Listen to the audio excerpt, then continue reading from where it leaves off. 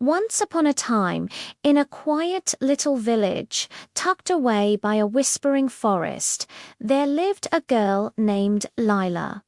Lila had the softest brown eyes, but lately they were always filled with tears. Her best friend had just moved far, far away, and a heavy cloud of loneliness seemed to follow her everywhere she went. It's a feeling we all know, isn't it? That ache of missing someone at every single day after school. Lila would find her way to the big old oak tree that stood like a silent guardian at the edge of the forest. She'd sit beneath its sprawling branches and whisper her worries to the wind. "I just wish someone could listen," she'd say, her voice barely a whisper. "Someone who understands what it feels like to be this sad."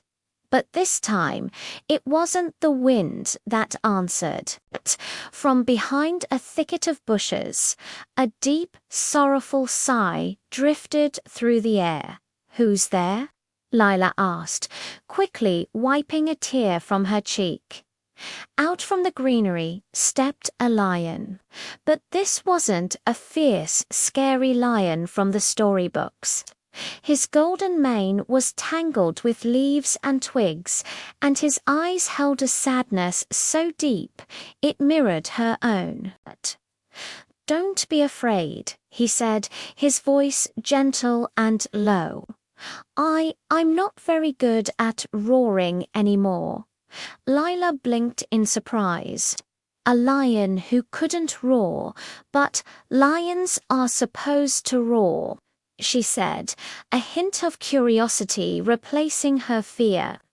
The lion sighed again, his magnificent shoulders slumping. "I know," he admitted. "But one day I roared too loud and I scared my best friend away. Since then, I just haven't felt brave enough to roar again." Lila looked at him, really looked, and saw a reflection of her own lonely heart. And for the first time in what felt like forever, a tiny smile touched her lips. "Maybe," she said softly, "maybe we can help each other. You forgot how to roar, and I think I forgot how to smile." And so a beautiful, unlikely friendship began. Every afternoon, Lila and the lion met under their special oak tree. She would tell him stories about her village, about school, and about her friend who was so far away. He, in turn, showed her secret paths that wound through the forest like ribbons, leading to cinder-poled clearings and bubbling streams she never knew existed. They laughed together, they sang silly songs, and they played hide-and-seek among the ancient trees. But sometimes, when the sun dipped low, a quiet sadness would still settle over them. And that was okay. They understood that healing wasn't about pretending the sadness wasn't there, but about not having to face it alone. One evening, the sky turned a dark, angry grey. A wicked storm rolled in, and the wind howled through the trees like a wolf.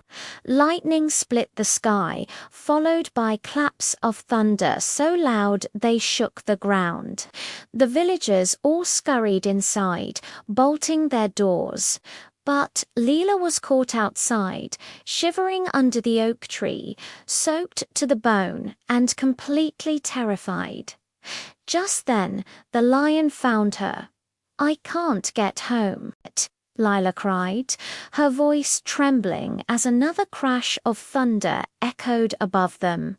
Seeing his friend so scared, the lion felt something stir deep within his chest. It was a warmth, a power, a courage he thought he had lost forever. He planted his paws firmly on the ground, took a deep, shuddering breath, and let out a roar. It was the most magnificent, powerful, and brave roar anyone had ever heard.